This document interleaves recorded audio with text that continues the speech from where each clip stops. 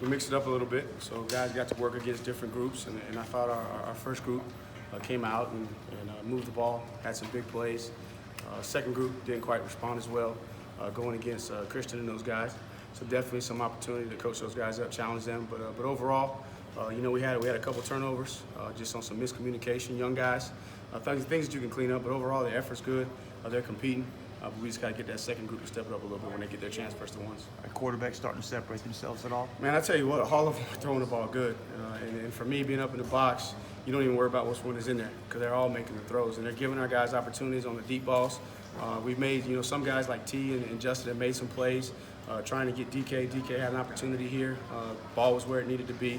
Didn't come down with the play on third down, but right now they're all competing, and it's hard to see separation. You've been talking about the tempo since the spring. Have you been pleased with that, these first few scrimmages? And is that something that would be noticeably different this season? Yeah, the second scrimmage was more situational, so not as much of the work on tempo. But today we were able to move around, play fast, getting some 2-minute work to help further drive the tempo. So far I've been pleased, but won't know until we get into the game, in a wide open situation where we can actually play with tempo. Running backs. Talk about the running back pecking order and how has the carryover from last Saturday's scrimmage for this week as far as Lynn J. Dixon goes. Lynn J. with the ball, he's a lot like Travis was last camp, man.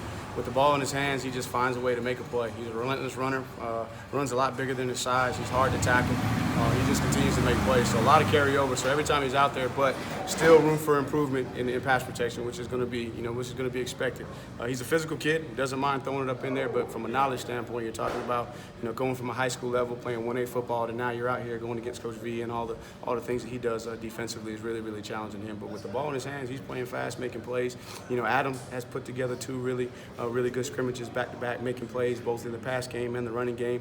Travis is Travis. He finds his spot to make plays, and been pleased with Taven. Taven is moving a little bit better, a little bit quicker, just coming off that knee, and he's making plays. So really got a lot of competition.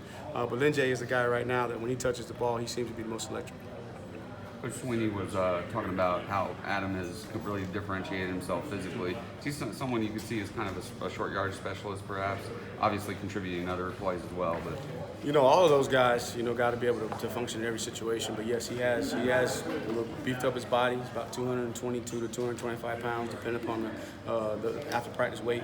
But he's playing fast, he's playing physical, and obviously as we get into the season, we'll have different roles for those guys. But trying to challenge them all to play in every situation, and not only is he playing, physical and running the ball tough, but he's making plays out of the backfield. He's solid in pass protection. So Adam's having a good camp. You talked about Adam making some plays in the passing game. Is that something that you could envision seeing more of this season with backs, not just Adam, but all the backs making more plays? We always want to try and include those guys, and this can be dependent upon the game plan and what they give us. But we got to have the ability to get those guys the balls in space and give them an opportunity. But we've been pleased so far with some of the things we've done with those guys this far in camp. Going back to Lynn J., you're saying that he's the most explosive or the most electric with the ball in his hands. What did you expect to see from him coming in, and how has he, met or surpassed those expectations? Always knew that he was a dynamic guy, and I think I even drew comparisons to Andre Ellington, and we know how special of a player Andre Ellington was with the ball in his hands. And so my expectation he was going to come in and make some plays. Where he's exceeded my expectation is how well he's picked things up. The first couple of days he was making plays, didn't know what he was doing, kind of like Travis. We're going left, he's running right, he makes somebody miss. It's a big play, everybody goes wild, but he's not playing within the structure of the system. But now you're starting to see him understand a little bit more patience, and he's still finding ways, to make big plays. So that's why I'm pleased. And he's a tough young man. He'll stick it up in there. He'll throw his body in there. But he's about where I thought he would be from a pass protection standpoint. And when you're changing structures on him, and there's blitzes coming from both sides of the field, from all to both levels, the second level and the third level, it's tough on a young back.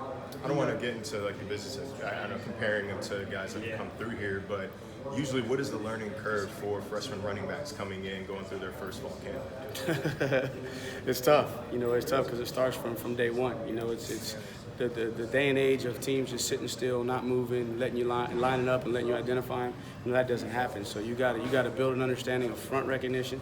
Then from the front determines your linebacker recognition. Then on to your secondary recognition, and all of that stuff is changing constantly with the communication with the offensive line. So it usually takes those guys at least a good solid year to understand, because once we get into the to the schedule, each week you're going to have another different protection plan because not everybody runs the same variations of fronts, coverages, and blitzes. And so each week something is changing on them. So it usually takes them about a year to get a good, understanding, and then they still got to learn the run game too. So and what I love about our practice field is we're challenged so much, whereas it may be a year and a half, 2 years on some other practice fields, but because we see everything, you're at least exposing those guys to the variation of what they're going to see throughout the course of the season. How is Travis progressing that area? Travis is you're seeing that he's trying to use a lot more technique, in his pass protection. His knowledge obviously is much improved.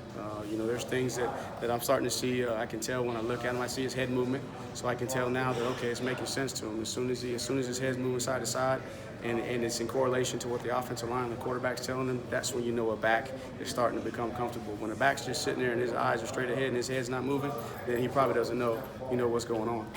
And that's where you see, like, especially with Adam, that's where he has the advantage. He's been here for 4 years, 5th year now, and you'll see him point and move side to side, asking the quarterback for things. And I'm starting to see a little bit of that, but it starts with the head and the recognition. And then he's always had the want to. He's always been physical enough, and now we just got to get to where he's not turning his head or using his shoulder, but trying to use his hands. Because again, nobody's just going to run down the middle of you. Guys are going to come down the middle sometimes. Sometimes they're going to attack half the man. They're going to do different things on you. So you got to be able to keep your face out of it at times. When you're blocking inside, you got to put your face in it. So he's got to be able to understand, the difference in when do I use my whole body and when do I, just use more technique on the perimeter. When you're doing your self-study from year to year, how much do you use analytics to go for your decision making, from 2017 to 2018, 2019? In terms of analytics, maybe outside analytics, not quite as much, but in terms of our own breakdowns of what we're doing, our own tendencies, our statistics, you use that a lot. You do a great deal of that because, again, that one identifies the area that you need to go look at. Obviously for us, the starting point, and then from there you can start to pick out, okay, these are the tendencies, these are the issues. So the analytics kind of sends you in the direction, and then once you're there, you can dive in and see, okay, what is the fundamentals?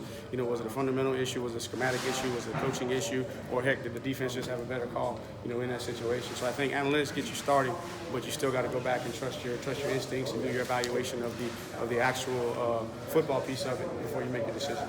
Is there any one thing that you think will change significantly from 2017 to 2018? In terms of analytics or in terms of the offense? Or in terms of offense? That's to be determined, and it's like that every year because, again, teams are going to determine how they play. You look at us in 2015, Wayne sets a record for single season rushing. Deshaun's over 1,000 yards, because teams were going to let us run the football, and the next thing you know, you come back the next year and, they're going to load the box up. They're not going to let you run the football, right? So then now you got to throw the ball. So we'll see how teams are going to play us, and then that's going to develop the identity as we go through. But the core is going to be the core, and that's where we're going to start. And then each week we'll add the complementary things based off of what we see schematically from the defense, and then over the course of games, our identity will develop.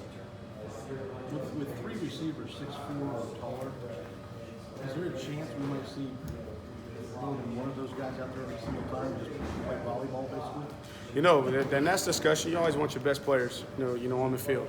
And obviously our system is built with different guys at different positions, but we've shown over the year the flexibility to, like you saw it in the South Carolina game. You had Deion in the boundary, you had T to the field. So obviously it really depends upon the development and the progression, because in order for those guys to get on the field, now they're playing another position, and that's a whole new set of responsibility, different coverage recognition, different responsibilities on the same play call, so to speak, as if they were in the boundary. So as those guys can develop, and if they become, the top 4 guys, then yeah, you'll see them out there. You're obviously going to have a distinct advantage, height advantage against virtually all your opponents. Yes, in the secondary. Well, that's what you would hope. I just remember we walked out versus Florida State, and McFadden was about 6'5". That corner into the boundary, and Derwin James was about 6'3". So we're going to play some teams that are going to have some height that can match us. What throws has Kelly, we've heard he's improved, he's different from last year. What throws exactly have you seen him improve in? Just, the ball's down the field, giving those guys a chance and putting them where they need to be. He's hitting them over the shoulder, he's hitting them in stride. He's ripping balls, in the seams. I mean, the quick game's coming out on time and it's getting there, so just another year, another step forward. And those are the things that I'm seeing. Obviously, we know what he's capable of as a game manager. And again, he's not able to use his ability to run, so to speak, in live situations in practice. But you're seeing him in there, standing in the pocket, and he's firing the ball out there, making the field outcuts. Those type of throws. How much has Chase Bryce improved? How's he? Man, like I said when we opened up, man, you really can't tell the difference. A lot of times you're like, man, look at that throw. Who was that? And it's like, hey, that was Chase. Man, that was Kelly. That was Trevor. I think everybody knows Trevor for his arm. Obviously, everybody talks about it, but the other two quarterbacks are making the throws as well. And Chase, I tell you what, man, Chase even has been the best guy, some days coming out of it. So really proud of him and really confident in him, and he's battling. So it ain't already decided. Chase is battling. Kelly, you said you don't worry about his game management because he's proven what he can do there. So how do y'all challenge him in camp? To what are you exactly challenging him to do different than the other quarterbacks? Because obviously you want them to be conscious of the game management. The game is a little bit different than practice, because in the game you have an idea from a game plan standpoint what you're going to see, whereas in practice we're both installing our entire system. So that's even more challenge to him to be able to handle a bigger load than he would in the game. And then be able to, help the younger quarterbacks, teach those guys, and then help the backs, and just really progress now to the portion of it where now you go from game manager, to game dictator. So now you can dictate the game, you can manage the protections like Deshaun did in 2016, where he was in full control of the game as opposed to just kind of managing and going with the system. The system was able to really flourish because now he was dictating the game as more so than managing the game. With Trevor, what has he done that better? Okay, we all know the talent and arm strength he has. What has he done better since the spring to you that you've noticed in the scrimmages and practice that he wasn't doing in the spring? The biggest thing that is because of what we're going against on defense is just the thing that's impressed me is the ability to extend plays. He's obviously athletic, he can run, but he just has a knack for the ability to extend a play and keep his eyes downfield, and he knows when to run, when it's time to run, but he can also extend a play and turn it into a big play. Even though it's a broken play, he can turn it into a big play with his arm and his ability to extend plays. And then he's getting to the point now where the blitz recognition is starting to slow down for him, and now he can become less of a game manager and more of a dictator, like I said before. And that's really where we want all those quarterbacks to get to. Is it his ability to step up, or is it side to side, or both? Step up, slide in the pocket, break the pocket, and throw the ball downfield, throw the ball back across the body, which I know Coach Streeter doesn't like. We throw it back across your body, but he finds ways to make those kind of plays. That's where he's kind of different than a lot of people's ability to throw it back across. A lot across the body, or just ability on the run and deliver the ball where it needs to. You're going against A.J. Terrell and Trayvon Mullen, and then you got Muse who can run back there on the back end. So those windows are tight, and he's finding those windows on the run, and even Kelly's finding those windows. All those guys are doing a good job of finding those windows, and that's what's been most impressive with those quarterbacks is, for the most part, with the exception of the last scrimmage, we did have some balls where we didn't get any hands on it, but for the most part, they've been putting the ball where the receivers got a chance to make a competitive play.